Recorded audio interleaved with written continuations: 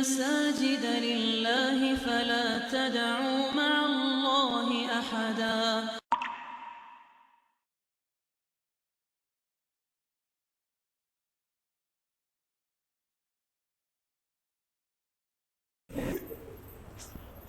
Warahmatullahi wabarakatuh.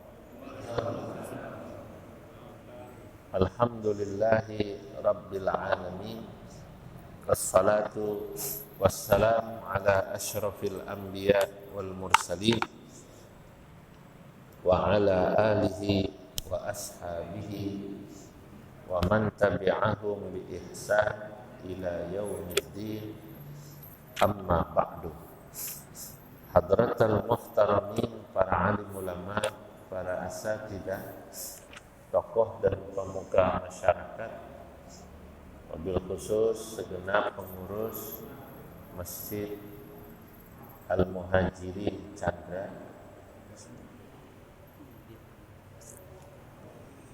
Pada malam yang mubarak ini, alhamdulillah kita dapat berkumpul untuk ta'lim kajian tafsir. Dan kalau boleh, ini kipas angin yang agak berisik dimatiin, pintunya buka aja biar adem. Kipas anginnya agak berisik.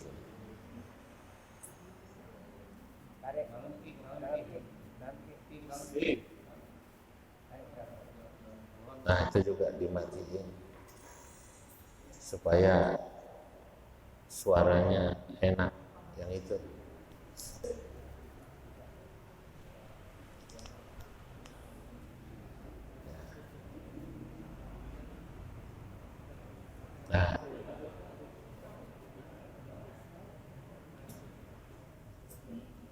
Nah, suaranya jelas ya? Nah, soalnya kalau ini nggak terlalu ya.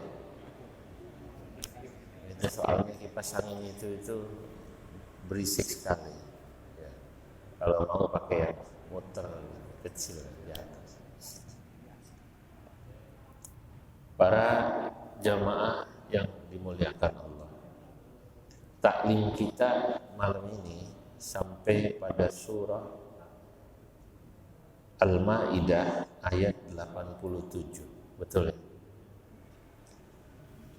Betul kan? A'udzu billahi minasy syaithanir rajim. Bismillahirrahmanirrahim. Ya ayyuhalladzina amanu la tuharrimu thayyibati ma ahallallahu lakum. La tuharrimu tayyibati ma ahallallahu lakum wa la ta'tadu. Innallaha la yuhibbul mu'tadin. Wa kulu mimma razaqakumullahu halalan tayyiban. Wattaqullaha alladzi antum bihi mu'minun. Ya ayyuhalladzina amanu, wahai orang-orang yang beriman,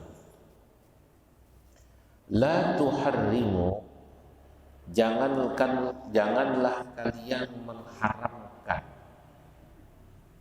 mengharamkan untuk diri kalian sendiri. Artinya jangan mencegah melakukan sesuatu yang tidak diharapkan Allah, yakni thayyibati ma ahallallahu lakum, sesuatu yang baik yang Allah halalkan. Tapi juga wala ta'tadu, Allah juga mengatakan jangan kalian melewati batas. Melewati batas artinya melewati batas yang sudah ditetapkan oleh syariat. Walaupun itu halal, jangan melewati batas. Artinya Kalaupun misalnya kita diperbolehkan memakan sesuatu yang halal, jangan melewati batas. Ya. Nah, makan halal, tapi kalau melewati batas itu jadi jelek. Apa-apa yang melewati batas itu tidak bagus. Innallaha la yuhibbul mu'tadin. Karena sesungguhnya Allah tidak menyukai orang yang melewati batas. Wa kulu, dan makanlah oleh kalian mimma razaqakumullahu, atas apa-apa yang Allah Subhanahu wa taala memberikan rizki pada kalian. Ya, jadi sesuatu disebut rizki itu kalau memang itu bagus dapatnya. Halalan thayyibah, yang kalian dapatkan dengan cara yang halal, atau rizkinya itu rizki yang halal. Thayyiban, dan juga barangnya barang yang thayyib, yang tidak najis.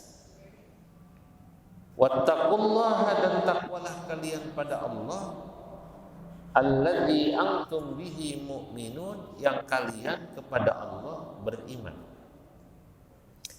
Saudara-saudara, ayat ini turun dalam satu riwayat yang diriwayatkan oleh sahabat Ibnu Abbas.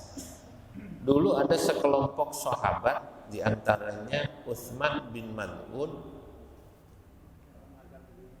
Satu ketika mereka berhenti melakukan sesuatu yang selama ini dilakukan, padahal itu bukan yang haram.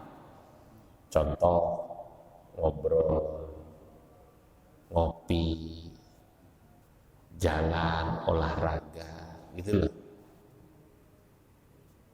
Qalu, mereka berkata, naqta'u madzakirana, kami berhenti total dari kumpul-kumpul, ngobrol-ngobrol, ngopi-ngopi. Wa natruku syahawatina, dan kami juga berhenti memenuhi keinginan kami, syahwat-syahwat kami. Mungkin kadang-kadang orang pengen makan enak, kan begitu. Ya, walaupun uang gak sebanyak dulu, tapi kan makan enak sesekali pengen, Mbak. Apalagi yang uangnya masih banyak gitu. Ya, ada pensiunan kalau awal bulan dia nyate. Awal bulan dia nyate. Mana nyate gua setiap awal bulan, menikmati hidup. Sisa mumpung gigi masih kuat gitu katanya. Tiba-tiba ini berhenti total. Wa nasihu fil ardi kama taf'alur ruhban. Kata Utsman bin Maz'un, kami akan hidup di dunia seperti hidupnya para rahib-rahib. Dulu rahib-rahib itu orang yang sudah meninggalkan kenikmatan duniawi, tiap hari puasa, udah nggak ngurusin apa-apa, nggak mau sama istri, nggak mau perempuan, kan begitu. Fabalagha dzalika an-nabiy sallallahu alaihi wasallam. Lalu omongan ini sampai kepada Nabi Muhammad sallallahu alaihi wasallam. Fa arsala ilaihim fa dzakara lahum dzalik fa qalu na'am. Kemudian dikirim utusan kepada Nabi, oleh Nabi kepada mereka ini, ditanya, apa benar mereka ngomong begitu? Gak mau ngopi, gak mau jalan, gak mau, pokoknya gak mau lah. Hidup itu udah isinya kayak sholat, wiridan, cuman gitu aja gitu. Sama istri aja, ya gak mau ngapa-ngapain. Gak mau ngapa-ngapainnya bukan karena emang udah gak bisa ngapa-ngapain, itu lain lagi, Pak. Karena ada orang yang memang sama istri, ya kalau WA-WAan sih sering. Istri pulang di kampung setengah bulan, WA-WAan terus. Tapi kalau istrinya pulang ke sini ketemu, ya nggak dia apa-apain juga. Kenapa? Ya, nggak dia apa-apain juga. emang udah tua. Tadi saya dengar ada kiai ceramah gitu, udah 70-an. Nah, saya ini udah 70 lebih, tinggal rohmahnya sama istri. Istri pergi 20 hari lebih, gue amat tiap hari, datang ya nggak dia ngapain, nggak ngapa-ngapain juga. Ada ngaruhnya katanya madu, purwaceng, apa purwaceng? Nggak ada ngaruhnya juga, udah tua. Nah kalau itu memang istri tidak diapa-apain karena faktor umur. Kalau ini padahal punya istri, punya keluarga, nggak mau diapa-apain, mau menjadi seperti rahib. Oleh Nabi kemudian diutus utusan, coba tanya mereka itu benar apa begitu? Ternyata bilang iya. Akhirnya faqalu na'am, faqala an-nabiy sallallahu alaihi wasallam. Akhirnya oleh Nabi ditegur dan dinasehati. Lakinni asumu wa uftir. Loh, saya ini Nabi loh. Saya ya puasa, ya enggak puasa. Artinya ya ada saatnya puasa, ada saatnya enggak puasa. Ini bagus nih, soundnya enak kan? Iya. Kenapa enak? Dipasang ini dimatiin. Wa usalli wa ana, saya ya sholat, ya tidur. Mereka tadinya maunya sholat terus nggak pakai tidur. Wa ankihun nisa, dan saya juga menikahi perempuan. Faman akhadha bi sunnati, kata Nabi, barang siapa orang mengikuti sunnahku, ya fahuwa minni, maka mereka atau dia termasuk umat saya yang baik. Wa man lam ya'khudh bi sunnati falaysa minni, barang siapa orang yang tidak mengikuti sunnah saya, maka dia bukan umat saya yang baik. Kira-kira gitu kalau diterjemahkan. Lah, ada yang mengatakan mereka ini jumlahnya 10 orang dan bahkan lebih. Nah, saudara-saudara, ayat ini menjelaskan kepada kita bahwa Allah Subhanahu wa ta'ala memang memberikan kepada kita hukum yang enak dalam syariat Islam itu. Gak ada syariat yang nyusahin itu, gak ada. Barang yang diharamkan itu pasti karena tidak bagus. Sudah pasti. Adanya sesuatu diharamkan pasti karena tidak bagus. Adanya sesuatu dihalalkan pasti karena bagus. Maka jangan mengharamkan sesuatu yang dihalalkan Allah karena emang sesungguhnya itu bagus. Dan sebaliknya, jangan menghalalkan sesuatu yang diharamkan Allah karena pasti itu tidak bagus. Babi, khamr udah diharamkan, pasti jelek. Percaya aja. Bahwa kadang-kadang akal kita ini belum sampai. Kenapa ini diharamkan ya? Kenapa laki-laki boleh poligami, perempuan tidak boleh poliandri? Ya karena nasabnya campur. Mohon maaf. Kalau satu perempuan dibuahi oleh 2 laki-laki, kacau. Ini sebenarnya punya siapa? Nasabnya jadi kacau. Padahal nikah itu salah satunya supaya nasabnya jelas. Bapaknya yang. Nah itu. Ini. Atau apa-apa yang kita nggak nyampe lah. Kenapa ya sutra nggak boleh buat laki-laki? Pakai emas nggak boleh buat laki-laki? Mungkin kan kita nggak ngerti itu dampaknya apa. Kalau diharamkan pasti jelek. Kan begitu. Nah, makanya kalau ada satu hukum diharamkan Allah, akal kita belum sampai dan itu sudah jelas-jelas haram, terima saja. Nanti suatu ketika mungkin Anda akan paham. Tidak paham saat sekarang, paham nanti. Mungkin pada saat-saat tertentu kita marah. Dulu ada cerita begini, Pak. Seorang ulama memberi cerita. Ada seorang raja, dia punya taman indah. Dia tanam bunga-bunga, pohon yang ada bunganya dan punya aroma tertentu. Dia berpesan pada anaknya yang masih muda, Bapak pesen ini pohon dan bunga-bunga jangan ditebang, jangan diganti. Baik. Singkat cerita, ketika sang bapak meninggal, anaknya jadi raja.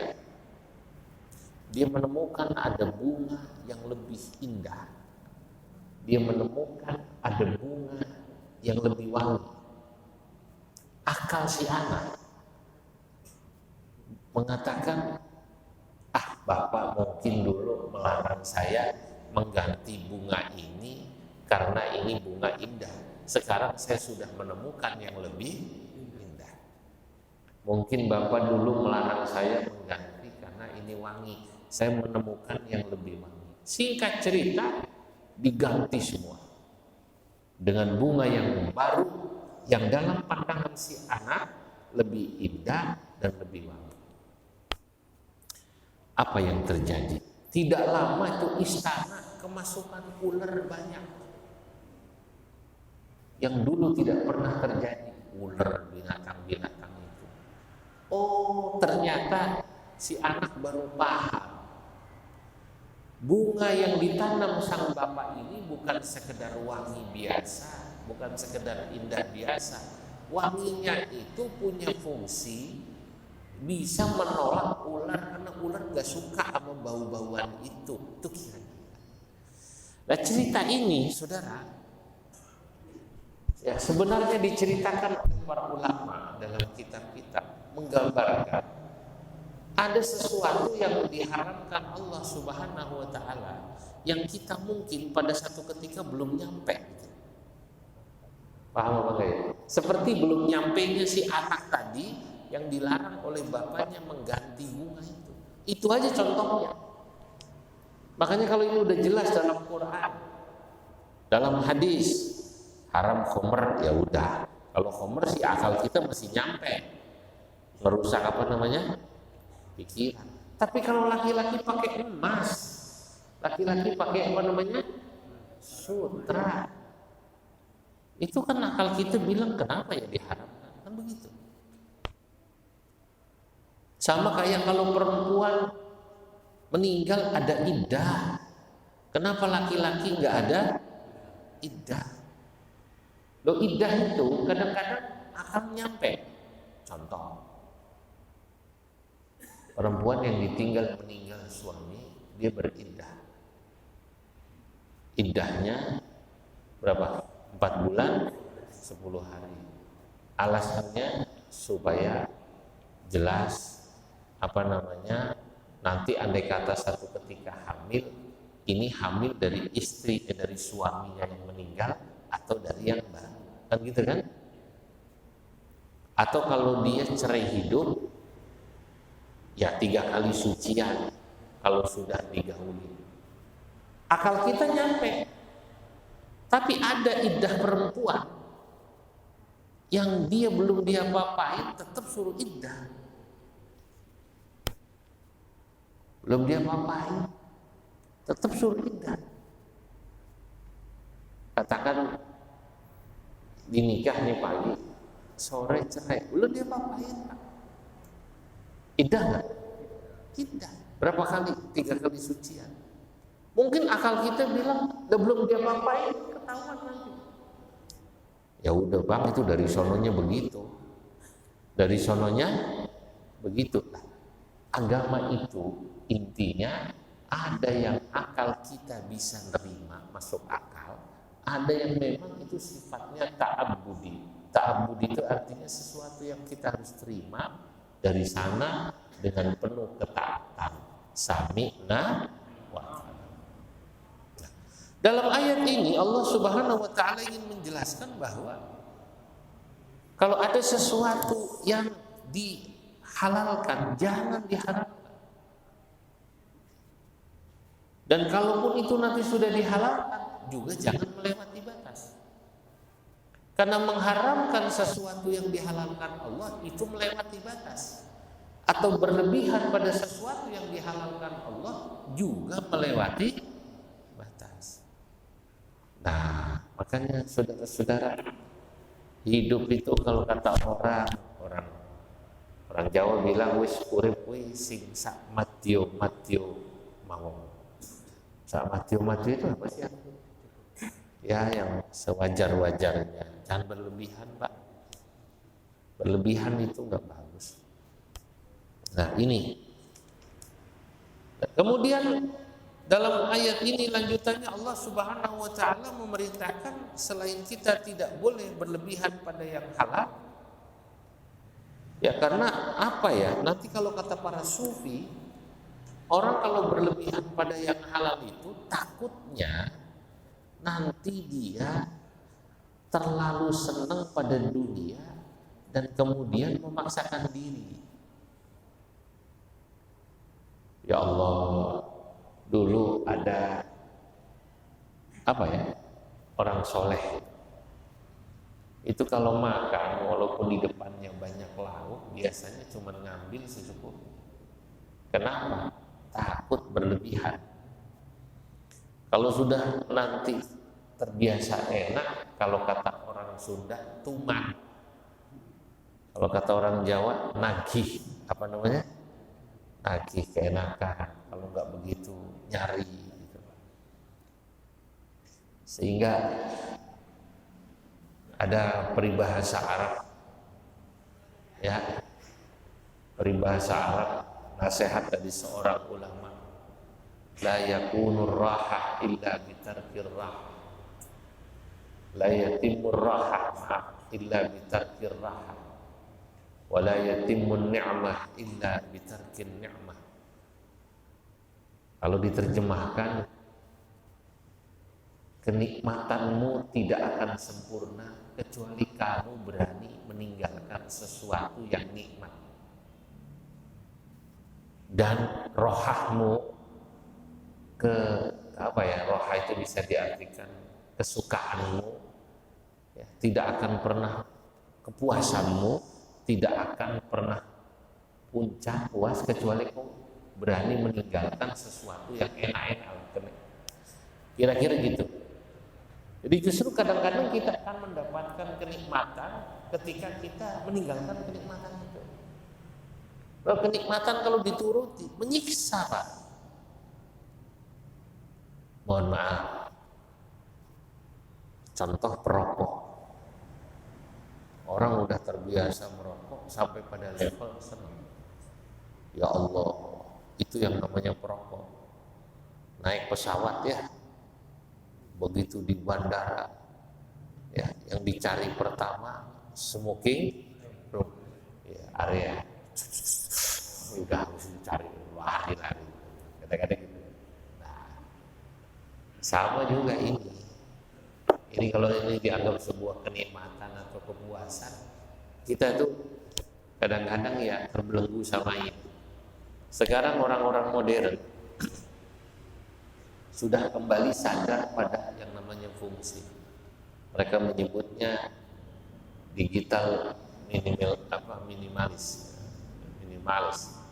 Mereka meminimalkan begini, membuang kontak-kontak yang tidak perlu, izin keluar dari grup-grup yang nggak perlu lagi membuat Facebook segala macam, karena waktunya habis buat gitu-gitu. Sebab begitu udah kayak gitu, apalagi mohon maaf, emang waktunya rada banyak kosong. Coba lihat, katanya zaman sekarang itu bapak-bapak yang sepuh-sepuh ini seringkali diketawain sama anak-anak muda generasi Z karena sering nge-share berita hoax atau yang nyebar yang gak penting-penting. Itu bahkan di grup-grup terhormat itu. Begitu dicek, oh pensiunan. Ternyata rata-rata pensiunan, wah maaf itu. Dia banyak waktu, gitu. Kalau yang dia masih sibuk, dia udah nggak sempat. Dia cuma jawab orang tanya kerjaan secukupnya, ngecek say hello anak. Pensiunan banyak nganggur kan? Ada berita lucu di grup apa, share sono, share sini, share sono. Ya mungkin dalam pikirannya supaya teman masih tahu gue masih hidup gitu. Paling kayak gitu, masih ada di rupanya. Sebab kadang-kadang ada orang suka nanya, gua kira lu sakit atau udah meninggal, kenapa? Soalnya nggak pernah kok komen. Ya kalau komen sekali-kali boleh, tapi kalau nge-share yang begitu, nah ini sebenarnya termasuk juga tadi wala ta'tadu, jangan berlebihan pada sesuatu yang diperbolehkan. Ya HP ini barang boleh sebenarnya. Gabung di grup barang boleh, tapi kalau sudah mulai berlebihan jadi jelek. Waktu untuk baca Quran zaman sekarang sama buat yang ngelihat dan kayak gitu-gitu TikTok. Ya Allah, hiburan. Kalau udah ngeliat TikTok itu saya nggak berhenti kan? Nggak berhenti. Kalau ngelihat YouTube yang isinya ceramah masih lumayan. Ceramah saya juga di YouTube banyak ya. Cuman kadang-kadang waktu nyetel YouTube saya gitu ceramah suka ada iklannya nggak? Iklannya obat kuat Viagra. Iklannya nggak beres kadang-kadang. YouTube ini YouTube pengajian, iklannya iklan apa namanya? Obat kuat. Baik. Jadi thayyibah, barang yang boleh itu juga tidak boleh berlebihan. Ya. Sekarang orang sudah mulai sadar, barang di rumah yang nggak perlu tambah sumpah, udah dihadiahin, disedekahin, baju, udah. Sekarang apa kata anak muda sekarang, saya itu istilah istri saya itu prilong ya istilahnya.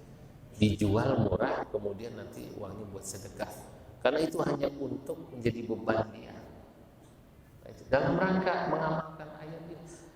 Yang ngamalin sekarang orang barat. Ya di Indonesia juga banyak.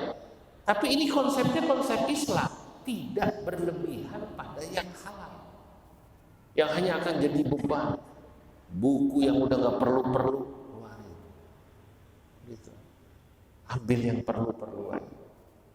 Ya, barang di rumah kasih nggak perlu. Jadi beban.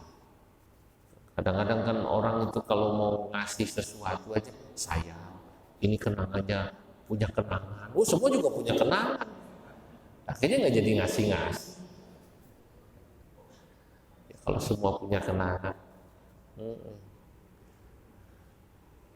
saudara-saudara ini. Wa ba'da anna Allah Ta'ala an man'in nafsi an thayyibatil hayat amara binahwin ijabiyyin ala sabilil ibahah bil akli mimma ahallallahu lakum wa taba. Berikutnya, sesudah Allah Subhanahu wa taala melarang kita ya, mengharamkan sesuatu yang halal dan melarang kita untuk berlebihan pada yang halal, yang menarik habis ada larangan sekarang perintah. Wa kulu mimma razaqakumullah halalan thayyiban. Makanlah apa yang Allah berikan kepada kalian, rizki yang halal. Saudara-saudara, kata para ulama, kalau Allah Subhanahu wa taala memerintahkan kita makan yang halal, itu artinya Allah Subhanahu wa taala sudah menyiapkan yang halal itu. Karena seseorang yang memerintah kita melakukan sesuatu, apalagi Allah, pastinya sudah menyiapkan itu. Jadi kalau ada orang bilang katanya, zaman sekarang cari yang haram aja susah, apalagi yang halal, ini orang tauhidnya nggak benar, etikanya nggak benar. Kalau Allah memerintahkan kita memakan barang yang halal udah disiapin gitu loh. Sama kayak Allah melarang kita zina, itu barang yang halal ada, artinya ada mekanisme yang disiapkan, nikah itu. Cuman yang tadi manusia seringkali tidak bisa menahan nafsunya. Barang yang halal ada, kadang-kadang itu yang haram itu seringkali menggoda. Mohon maaf, makanan, rezeki itu sedikit tapi haram, suka menggoda, apalagi banyak ya, belum yang lain-lain. Tapi satu hal yang harus kita yakini, kalau Allah Subhanahu wa ta'ala memerintahkan kita memakan dari rezeki yang halal, ya berarti rezeki yang halal itu sudah disiapkan Allah. Itu yang pertama, tauhid yang harus kita tanamkan. Ini penting tauhid. Karena tauhid itu sesuatu keyakinan. Bahkan nanti kalau orang sampai pada satu tingkatan, sesudah dia percaya bahwa rezeki yang halal itu sudah disiapkan Allah, sekarang bagaimana cara mendapatkan yang halal itu? Bagi orang yang level tauhidnya dia sampai pada saya harus mencari, ya dia tidak salah karena dia harus mencari. Makomnya disebut makom kasab, dia harus mencari rezeki itu, tidak salah. Tapi nanti ada orang yang level tauhidnya lebih lagi dari itu. Dia pada satu keyakinan kalau Allah Subhanahu wa ta'ala memerintahkan saya makan dari rezeki yang halal, dan yang rezeki yang halal itu ada, kalau gitu saya yakin yang halal itu pasti walaupun saya tidak perlu nyari dengan susah payah, dia akan mendatangi saya. Begitu. Oh, ini tingkatan yang lebih tinggi lagi. Kalau percaya, ya datang, Pak. Maksudnya dia mendatangi itu dia nggak ngoyo. Sama-sama dagang, nggak ngoyo. Sama-sama buka perusahaan, nggak ngoyo. Ini masalah ngoyo hatinya. Tetap dia buka toko, tetap dia ke kantor, tapi nggak ngoyo. Itu tauhid. Kalau memang rezeki saya itu jabatan, masa iya kemana? Kalau kata orang Jawa, nek iyo moso orang, nek orang moso iya. Iyo, gitu ya orang Jawa. Cak Sunda naon Pak? Kata orang Jawa, hah? Kalau orang Jawa, kalau memang iya itu milik saya, masa iya dia nggak datang, gitu loh. Kalau itu bukan rezeki saya, masa iya datang? Udah. Maka dia rileks. Nah ini yang susah. Kalau ada orang yang belum sampai pada level itu, dia masih agak ngoyo mencarinya, dia nggak salah juga. Tapi paling tidak dia sudah yakin rizki yang halal itu ada, itu udah bagus. Jadi memang apa ya, kata para ulama, kita itu memulai sesuatu jangan dari yang ideal dulu. Kalau kita langsung mau ideal susah. Katanya al-insanu idza amila, ya kalau dia mau melakukan sesuatu, ya fa'mal, maka melakukanlah perbuatan itu, lah apa namanya, jangan menuntut alal kamal wal ikhlas, jangan menuntut sempurna. Li'annahu lam idza amila, kalau dia melakukan sesuatu kemudian berharap untuk mendapatkan kesempurnaan, ya nggak jadi-jadi. Mau langsung pengen ikhlas nggak jadi. Sedekah aja kalau langsung pengen ikhlas susah. Awal-awal sedekah ya kadang-kadang pengen dipuji dikit-dikit, dipuji tipis-tipis lah, kayak jagoan apa namanya Bogor. Awalnya kamu sedekah, ya tolong doakan saya supaya usaha saya maju, keluarga sehat semua Pak Haji. Umumin nanti hari Jumat ya, ini dari saya. Oh iya siap. Begitu diumumin, dari keluarga Haji pulang, ya keramik sekian, semen sekian, uang sekian. Mohon didoakan supaya usahanya maju, keluarganya sehat semua, karirnya bagus. Yang bersangkutan begitu diumumin gembira, puas. Tapi lama-lama ada juga orang yang ketika dia sudah sering begitu, sering sedekah, lama-lama dibacain gitu biasa aja. Akhirnya ya dia sedekah nggak minta lagi didoain. Ya kasih aja nih Pak Haji, ada rezeki sekian juta, didoain nggak? Nah terserahlah. Niatnya apa Pak? Ya udah doa. Udah nggak pakai itu lagi. Lama-lama akhirnya begitu. Nah itu manusia. Sebenarnya pelan-pelan.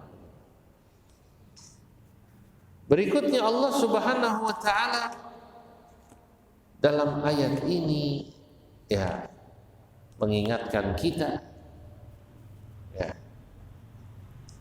agar kita bertakwa kepada Allah Subhanahu wa taala ya. Saudara-saudara, wattaqullaha alladzi antum bihi mu'minun.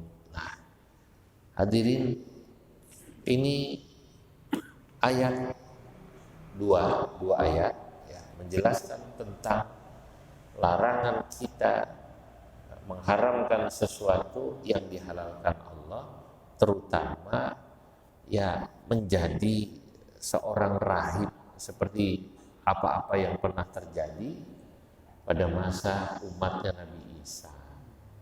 Umatnya Nabi Isa itu dulu banyak yang menjadi rahib, ya menjadi pastor gitu loh, yang tidak nikah. Padahal nikah itu ibadah universal, ibadah yang ideal, dan ibadah perennial. Perennial itu abadi. Nikah itu ibadah universal. Dari zaman Nabi Adam udah ada nikah. Qabil Habil nikah. Semua agama samawi ada nikahnya. Yahudi ada. Bahkan agama Kristen, bahkan yang bukan samawi ya, Majusi ada. Majusi, Sinto ada. Hindu, Buddha ada.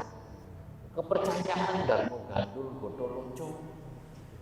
Kalau orang Badui, karuhun. Kan gitu kan? Ada nikah nggak dia? Ada, saya baca berita kemarin itu di sebuah berita pernikahan suku anak apa Badui apa? Luar, apa namanya? Badui dalam ada Badui luar. Itu ada. Itu namanya universal. Kedua, nikah itu seperti yang sering saya sampaikan adalah ibadah yang ideal. Ideal itu maknanya ibadah yang enak. Puasa nggak enak, lapar. Sholat nggak enak sebenarnya, capek, nggak enak. Haji, udah pakai biaya, capek. Zakat, apalagi eman-eman sayang zakat. Mau ngeluarin uang kayaknya sayang. Ibadah yang langsung enak nikah kan gitu. Itu nikah. Nah ini kok mau diharamkan? Nah termasuk nikah itu ibadah perennial. Perennial itu abadi. Di akhirat nanti di surga, ketika manusia masuk surga, nggak ada lagi yang namanya kewajiban zakat, nggak ada lagi ibadah sholat, nggak ada lagi puasa. Di surga nggak ada Pak. Yang masih ada nikah. Makanya digambarkan penghuni surga itu nanti akan dikasih Allah Subhanahu wa taala ya kumpul sama istrinya dan istrinya perawan terus. Masya Allah, istrinya perawan terus, hurun ain, perawan terus ya. Kemudian apa namanya, muda terus, belum lagi bidadari. Nah ini hadirin, nah inilah dua ayat yang berkaitan tentang perkara-perkara yang dihalalkan oleh Allah Subhanahu wa taala. Pak, bagaimana kalau ada orang dia tidak mengharamkan sesuatu karena itu dianggap haram, tapi dia tidak mau memakan sesuatu itu? Ya nggak apa-apa. Ya,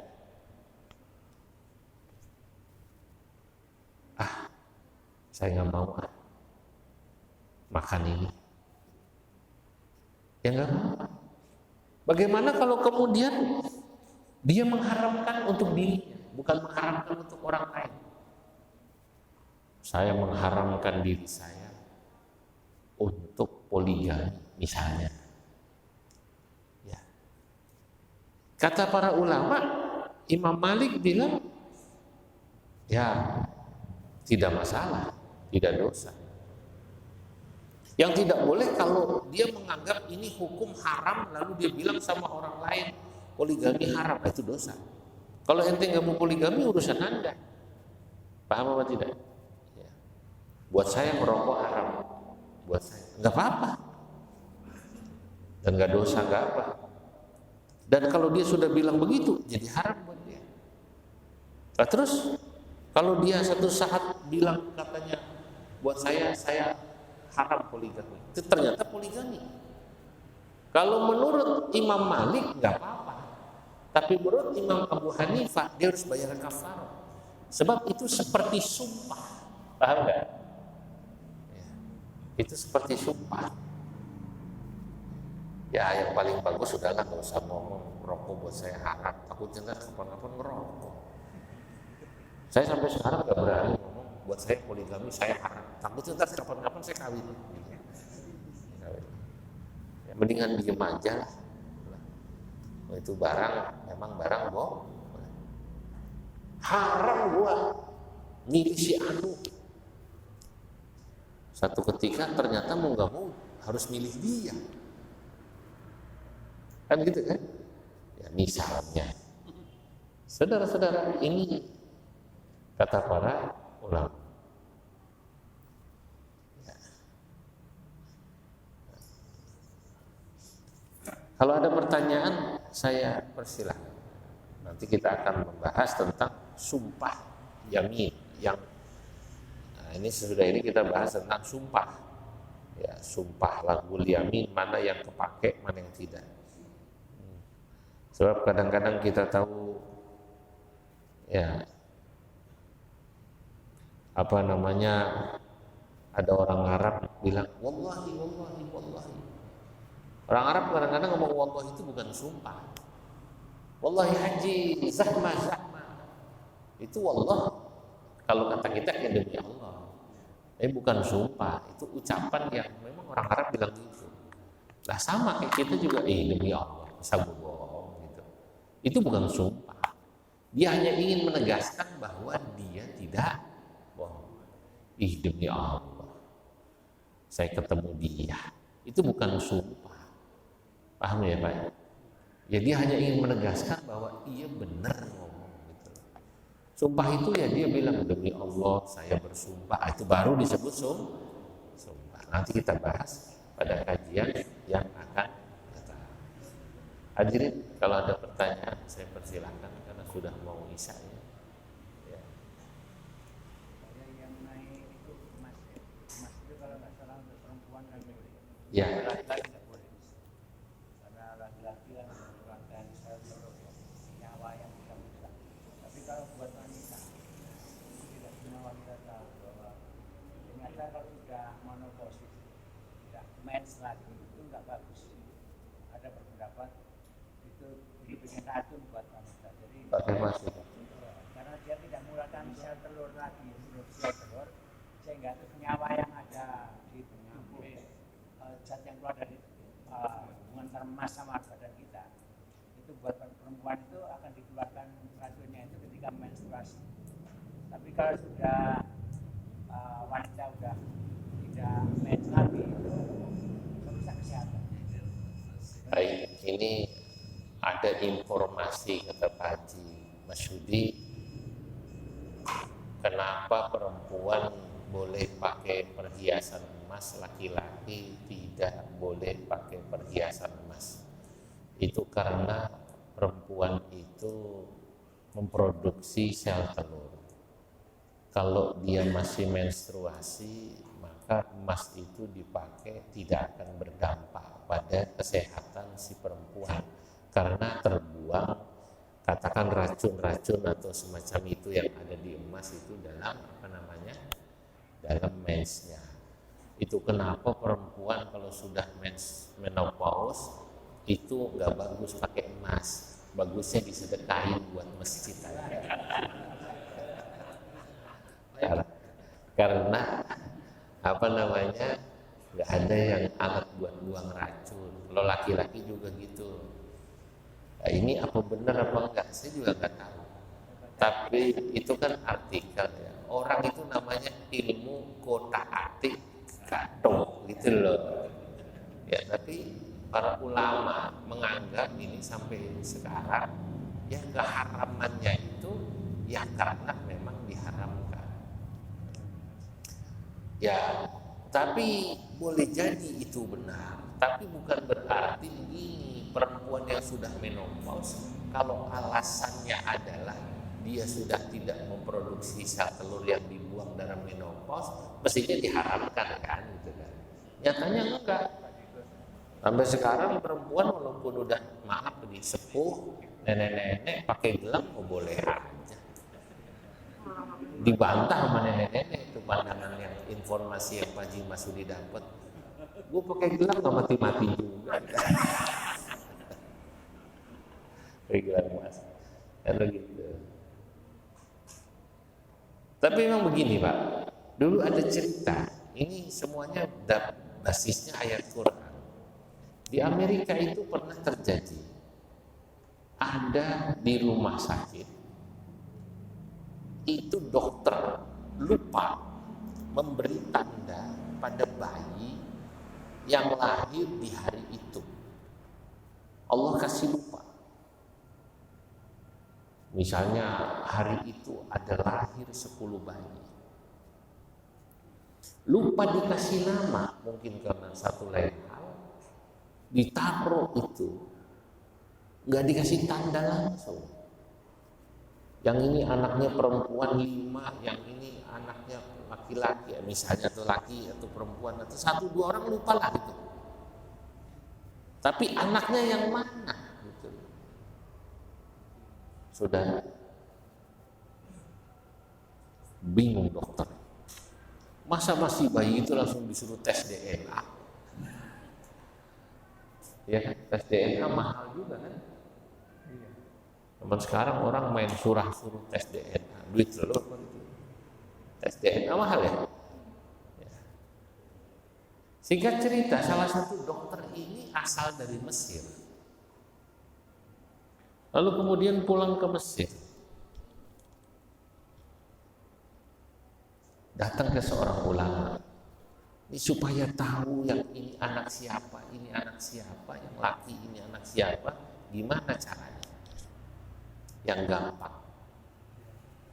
Kata sang guru begini, Allah Subhanahu wa ta'ala mengatakan dalam ayat waris, lidzakari mithlu hadzil unthayain, bahwa laki-laki itu bagian warisnya 2. Oh cukup, ngerti. Dokternya cuma bilang gitu, paham. Dia balik ke Amerika. Saya udah dapat petunjuk dari guru saya. Petunjuknya apa? Dalam ayat Quran jatah waris laki-laki 2 kali lipat waris perempuan. Gimana caranya untuk menjawab kebingungan dokter ini? Ternyata ini ibunya kemudian disuruh ngecek kadar air susunya. Kalau dia ini anaknya laki-laki, ini pasti air susunya banyak.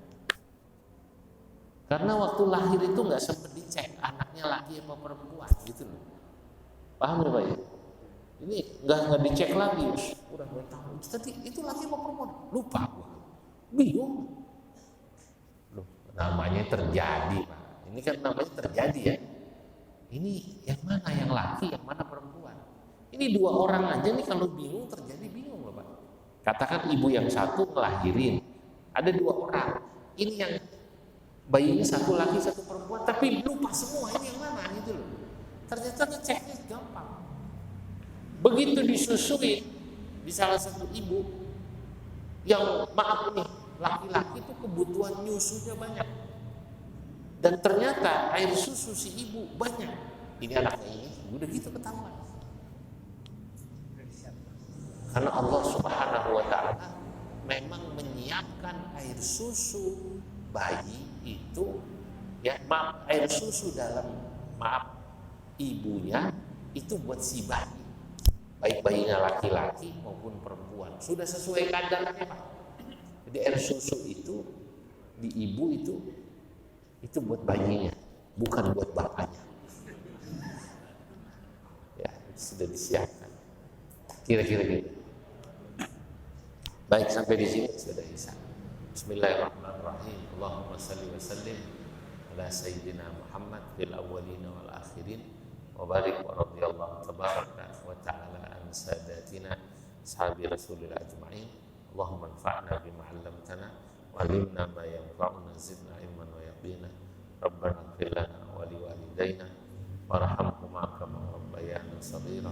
Wa sallallahu ala sayyidina Muhammad ala alihi wa sahbihi wa sallam. Alhamdulillah rabbil alamin. Assalamualaikum warahmatullahi wabarakatuh. وأن المساجد لله فلا تدعوا مع الله أحدا